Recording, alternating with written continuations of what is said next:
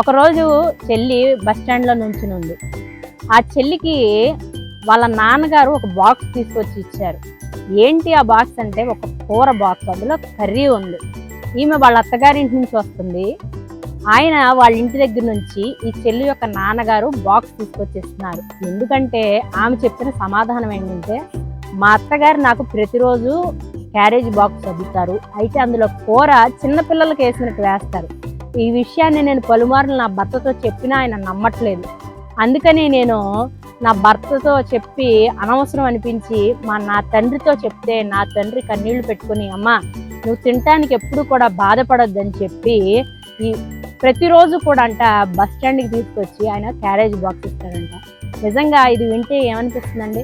కనీసం నీ కోడలికి కడుపు నిండా కూడా తినటానికి నువ్వు పెట్టట్లేదంటే రేపు నీకు వృద్ధాప్యంలో ఎవరు చూస్తారు? నిన్ను నువ్వు ప్రశ్నించుకో. ఎప్పుడు కూడా ఇలాంటి దౌర్భాగ్య పనులు చేయొద్దని ప్రభుపేట మనం చేస్తున్నాను. Praise God.